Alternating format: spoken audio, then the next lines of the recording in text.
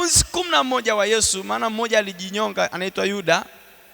Yesu alipopaa kwenda mbinguni, waliogopa na walikuwa wanatafutwa na wao wauawe.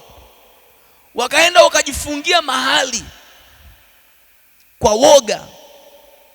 Lakini hawakujifungia tu, walijifungia wakiomba. Haleluya.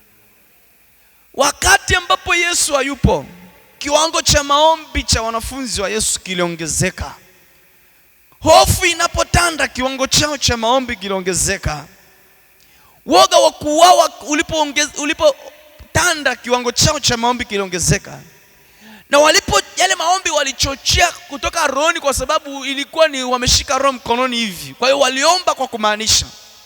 Walipoomba kwa kumaanisha, Roho Mtakatifu akashuka pale kama ndimi za moto. Alafu wakajazwa nguvu za Mungu. Walipojazwa nguvu za Mungu, wakajisahau kwamba walikuwa wamejificha, wakapayuka kwa nguvu.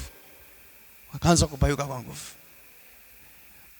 Walikuwa mafichoni, kwa hiyo walianza kuomba kwa kunong'ona ili watu wasiwasikie. Lakini Roho alipokuja akalipuka ndani yao. Wakasahau kwamba wanatafutwa, wakaanza kupayuka. Na wakapayuka, lakini hata wanachokiomba hawajui. Maana ndimi zao zimekamatwa na Roho Mtakatifu. Na Roho Mtakatifu anatumia midomo yao anavyotaka, kwa sauti anayotaka yeye na kwa lugha anayotaka yeye. Mwombaji yoyote akipata neema ya kutulia kwenye uwepo wa Mungu, utaanza kwa mashaka kwamba majirani wasinisikie ninaomba.